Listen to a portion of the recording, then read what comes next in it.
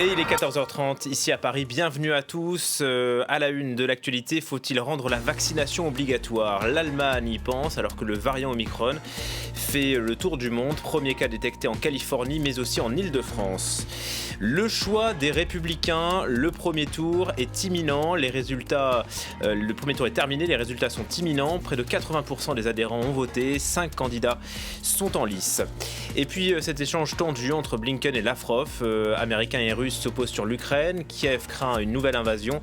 Les deux parties toutefois misent sur la diplomatie.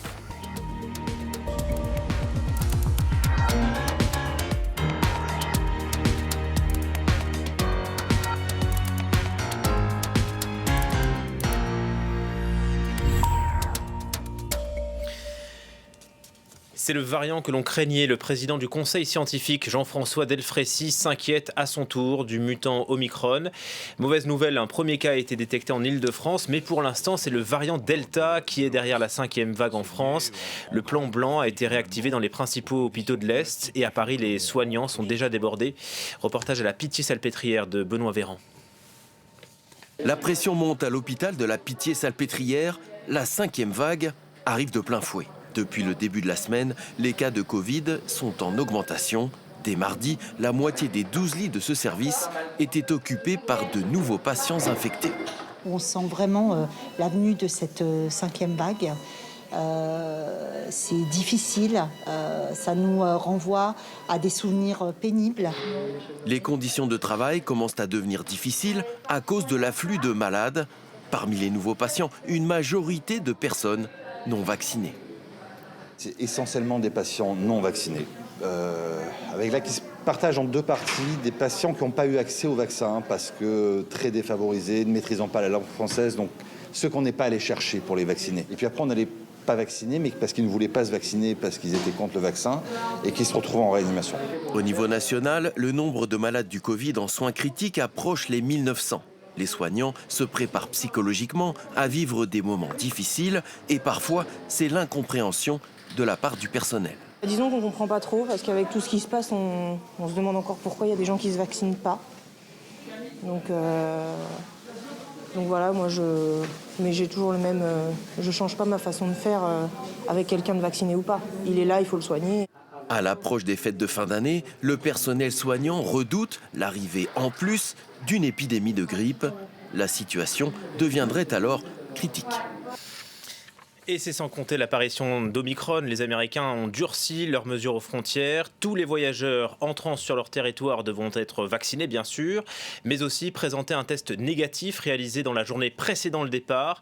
Un premier cas a été détecté en Californie. Marc Pope. C'était un scénario prévisible. Voilà comment les autorités californiennes présentent la détection d'un cas du nouveau variant sur le sol américain. Le patient est un homme vacciné qui revenait d'Afrique du Sud. Les autorités se veulent rassurantes. We knew that Omicron was going to be here. We thought it was already here. We just hadn't detected it yet. So this is cause for concern, but it is also certainly not a cause for us to panic. We are prepared here in the city for this. Les États-Unis envisagent d'imposer des conditions de test plus strictes pour les voyageurs à l'arrivée. En Corée du Sud, où 5 cas ont été détectés, une quarantaine est mise en place pour les voyageurs étrangers. Le pays est confronté à une nouvelle vague de contamination. 단계적 일상 회복에 들어선 지 한 달이 지난 어제 국내에서 5,000명이 넘는 확진자가 발생하였고 위중증 환자도 700명을 넘어서고 있습니다. Selon l'ONU et l'Organisation mondiale de la santé, ces fermetures de frontières sont inefficaces et stigmatisantes pour les pays concernés, comme l'Afrique du Sud, où le nouveau variant a été identifié en premier. This is a very strong appeal that I launch. Appeal to common sense. We have the instruments to have safe travel. Let's use those instruments to avoid this kind of, allow me to say, travel apartheid. À Pretoria, les autorités décrivent une propagation exponentielle du virus ces dernières semaines. Le variant Omicron, très contagieux, serait même déjà devenu majoritaire dans le pays. Et dans ce contexte, une question se pose, faut-il rendre le vaccin obligatoire ? La mesure pourrait être imposée en Allemagne l'an prochain. L'Autriche a déjà sauté le pas et la Commission européenne y pense. Maya Larguette. 75,4% des Français sont vaccinés. Les 25% restants pourraient-ils être obligés de se faire vacciner dans les prochains mois? Non, a répondu hier le ministre de la Santé. Selon lui, le pass sanitaire et la pédagogie suffisent à convaincre. L'obligation vaccinale n'est pas le choix que la France a fait. Nous avons fait le choix, nous, du pass sanitaire, qui a été un incitatif puissant, et nous faisons le choix de multiplier toutes les opérations d'aller vers. Cette semaine, c'est 52 millions de Français qui ont reçu une première injection. Pourtant, avec 50 000 cas de Covid-19 détectés hier en France, certains prônent un durcissement des règles, comme cet épidémiologiste. On a usé, on a été au bout de toutes les mesures de pédagogie, de persuasion gentille, etc. Maintenant, il n'y a pas d'autre mesure à utiliser que l'obligation vaccinale. Toutes les pandémies s'arrêtent quand elles rencontrent une immunité collective. Certains pays européens ont déjà acté l'obligation vaccinale. En Autriche à compter de février, en Grèce pour les plus de 60 ans, l'Allemagne l'envisage également. Un débat qui doit avoir lieu, selon la présidente de la Commission européenne. Comment pouvons-nous encourager et penser à la vaccination obligatoire au sein de l'Union européenne? Cela doit être discuté. L'Organisation mondiale de la santé exhorte les pays à accélérer leur campagne vaccinale. Pour stopper l'épidémie, elle invite également les pays les plus riches à partager leurs doses de vaccins avec les plus démunis. Décidément, le pape est attaché à la Méditerranée. Après Lampedusa, la Turquie, l'Égypte, François est à Chypre ce jeudi, avant la Grèce demain. Principal message, un soutien aux migrants qui continuent de fuir leur pays pour l'Europe. J'ajoute que le pape François a accepté également la démission de l'archevêque de Paris. La presse lui prêtait une relation avec une femme, ce qu'il a démenti. Un mot de l'Autriche où Sebastian Kurz se retire de la vie politique. Il avait déjà quitté son poste de chancelier en octobre. Sebastian Kurz fait l'objet d'une enquête pour corruption. Quand il est arrivé au pouvoir, fin 2017, il était le plus jeune dirigeant au monde. Il avait 31 ans à l'époque. On en vient à ce dialogue de sourds qui perdure depuis 7 ans. L'Ukraine et la Russie s'accusent mutuellement de tensions et de violences. Nouvelle poussée de fièvre cette semaine. Kiev estime que plus de 100 000 Russes sont massés à la frontière. Voilà pour le constat. Et la solution passe pour l'instant par la diplomatie. Vous les voyez, une rencontre a eu lieu ce jeudi entre l'Américain Antony Blinken et le Russe Sergei Lavrov. Nous sommes prêts à aller de l'avant pour régler la crise ukrainienne. Et nos collègues américains ont répété à plusieurs occasions qu'ils étaient prêts à nous aider à y parvenir. Le meilleur moyen d'éviter une crise, c'est la diplomatie. Et c'est pourquoi j'ai hâte de discuter avec Sergueï. Mais, pour être clair et honnête, ce qui est le mieux à faire, si la Russie décide de poursuivre la confrontation, il y aura de graves conséquences. Et les Russes sont particulièrement loquaces concernant l'Ukraine. Ils multiplient les déclarations décryptées par notre correspondant à Moscou, Paul Gogo. Et ça fait plusieurs jours que l'on voit, que ça vienne du Kremlin ou du ministère des Affaires étrangères, des déclarations dans les fils de dépêche des agences d'État russes qui se multiplient, des déclarations alarmistes qui parfois accusent l'Ukraine de déployer des hommes sur le front du Donbass, parfois se défend face aux accusations de l'OTAN d'être en train de déployer ou de planifier une attaque contre l'Ukraine. Mais il y a en tout cas de très nombreuses déclarations. Il y a, on ne sait pas, peut-être une volonté de vouloir faire monter la tension d'un côté et de l'autre, parce qu'il y a eu des déclarations, comme vous venez de le rappeler, de la part de l'OTAN, mais aussi des Américains assez fortes, qui estiment que la Russie serait prête à envahir ou du moins attaquer l'Ukraine.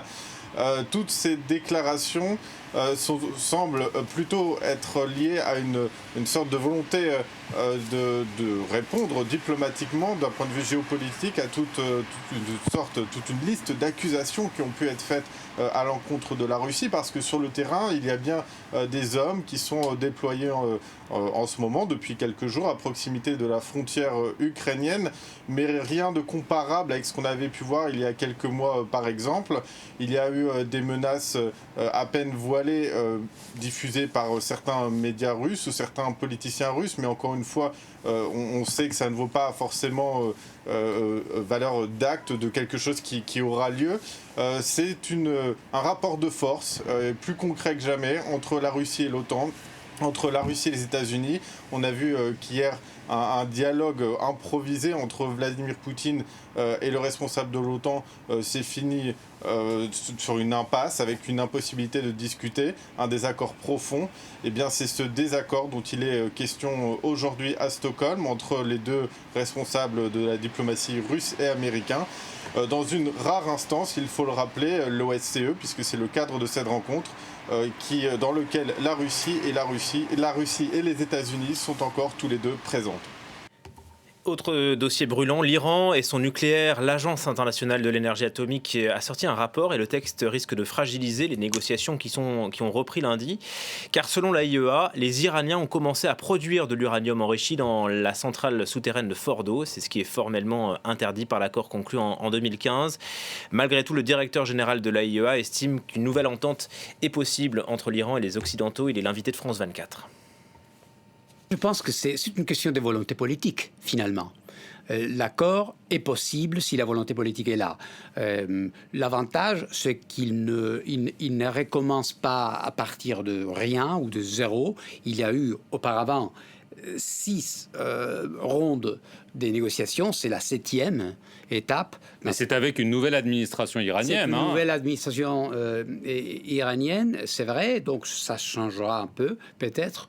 Mais bon, un travail de base a été fait, donc ils ont de la matière sur laquelle y construire. Les tournois internationaux de tennis dames suspendus en Chine, décision de l'association des joueuses de tennis, la WTA, qui s'insurge du sort réservé à Peng Shuai. Cette championne avait accusé de viol un haut dirigeant chinois avant de disparaître et d'être privée de liberté. Marc Pope. C'est une mesure sans précédent dans le tennis mondial. En suspendant ces tournois en Chine, la Women's Tennis Association frappe un grand coup. Steve Simon, son directeur général, justifie cette décision par le traitement infligé par la Chine à la joueuse Peng Shuai.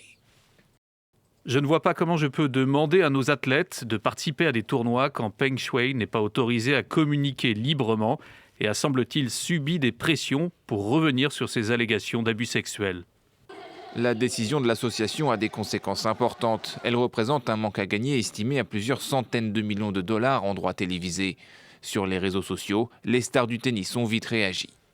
Je soutiens complètement la position de la WTA parce que nous n'avons pas assez d'informations sur Peng Shuai et son bien-être. Sa santé est de la plus haute importance pour le monde du tennis. Quelque chose comme ça ne doit pas arriver. Le sort de Peng Shuai déchaîne depuis plusieurs semaines les passions. Sa disparition après avoir accusé d'agression sexuelle un ancien haut dirigeant chinois avait provoqué l'inquiétude et l'émoi dans le monde entier.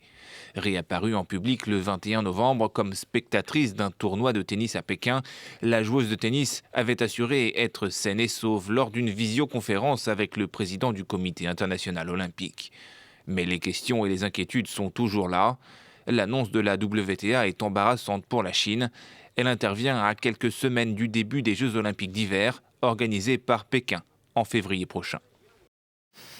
On attend toujours les résultats du premier tour de la primaire des Républicains. Les résultats devaient être donnés il y a un quart d'heure. Visiblement, il y a un peu de retard. Ils sont 5 sur la ligne de départ. Il y a Michel Barnier, Xavier Bertrand, Éric Ciotti, Valérie Pécresse, Philippe Juvin. Les résultats donc devraient être annoncés dans quelques minutes. Plus de 100 000 adhérents se sont prononcés et d'après les premières estimations, voilà, Valérie Pécresse et Éric Ciotti seraient donc qualifiés pour le second tour de cette primaire.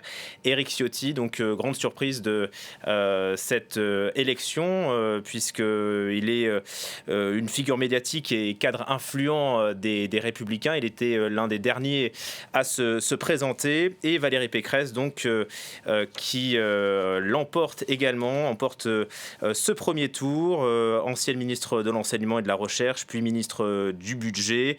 Elle s'est appuyée, Valérie Pécresse, sur ses dernières victoires électorales, puisqu'elle dirige depuis maintenant 2015 la région Île-de-France. C'est une proche du camp sarkozyste, puisqu'elle est notamment soutenue par Brice Hortefeux et Pierre Charon. On aura l'occasion, bien sûr, d'y revenir. Donc, qualification de Valérie Pécresse et d'Éric Ciotti pour ce premier tour de la primaire des Républicains en vue donc de la présidentielle.